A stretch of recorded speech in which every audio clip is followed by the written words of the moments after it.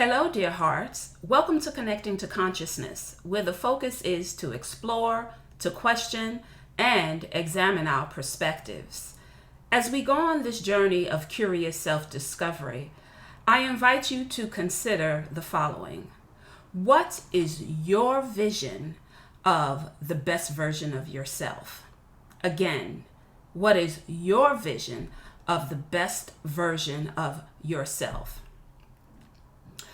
Throughout this process of curious self-discovery, it's been clear to me that at different times, many of us have wanted to show up as the best versions of ourselves, whether that best version is more peaceful, more kind, more patient, more gentle, more humble, more disciplined in our words and deeds, more compassionate, more forgiving, more selfless, more graceful, more open-minded, more understanding and flexible, and even a better listener, a better friend, and engaging in better self-care. Whatever it is, each of us have the capacity within us. As challenging as it can be, there is a freedom and a strength that it settles within us, within our hearts, our minds, and our souls.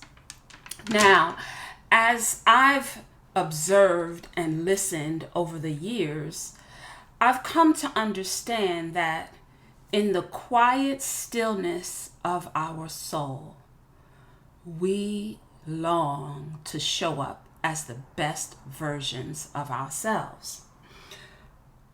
However, we also, as a human species, deal with two things: fear and pride. Yes. And it's my understanding that fear really is at the root of all negative, inappropriate thinking and behaviors. Whether it's a perceived fear of whatever the situation is. So perceived, I look at it as a perceived fear of something. Now, whether that fear is a reality or not, if that is the perception that we have, then that is what we're going to experience. So intellectually, I know that, yes, we know that we're all, flawed, that none of us are perfect. But here's the thing. What are we doing about it? What actions are we taking to address it? Because it's one thing to say, I'm not perfect, right? It's another thing to acknowledge where the issues are and then begin to intentionally work on addressing them. I've heard over time people say that's just the way I am, as if that is a reason or an excuse not to show up better. And my understanding and my belief is that that definitely isn't a reason, it isn't an excuse not to show up better, because we have the capacity to do so. And so throughout this process, I often consider what are some things and what are some tools that I have utilized and that I share with others that can be useful in showing up as the best version of ourselves. And for this, I invite you to engage in writing a congratulatory letter to yourself. Yes.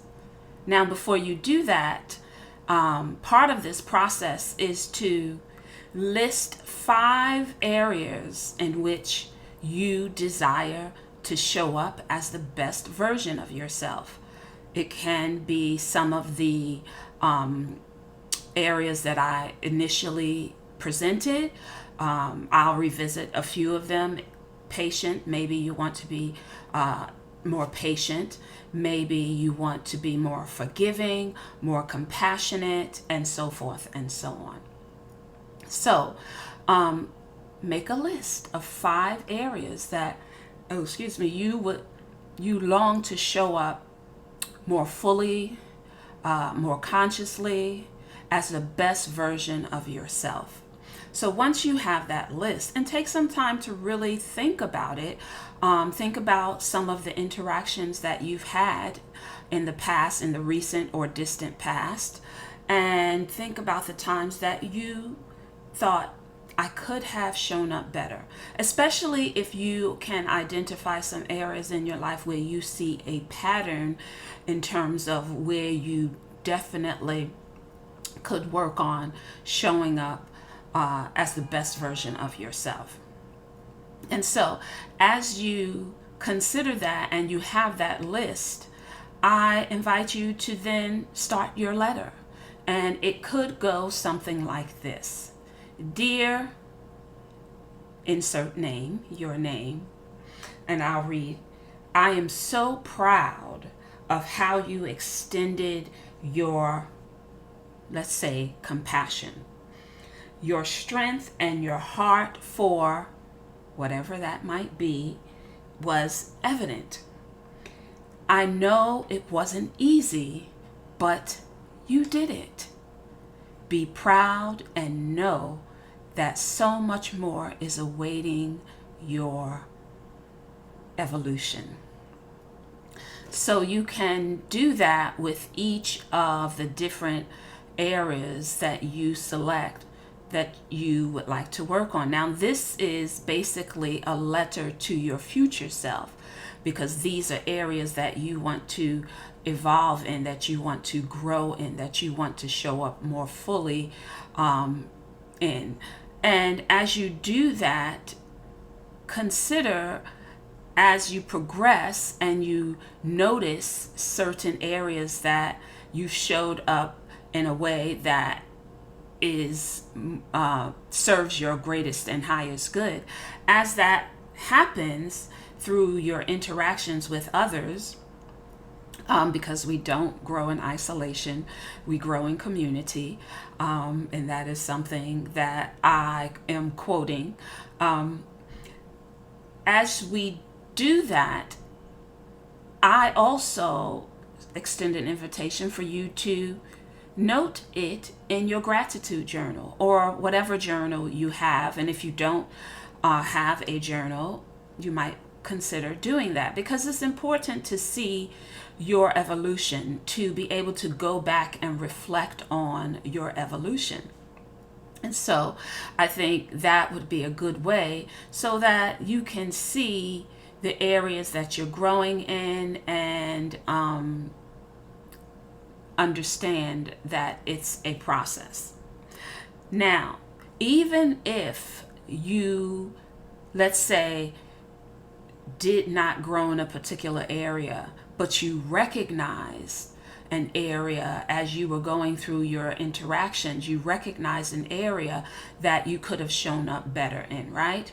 Even if that happens, it's important to note it, to write it down, because as far as I'm concerned, that's definitely progress to be aware, because so many of us show up in ways that don't serve our greatest and highest good, and we're not even aware of it.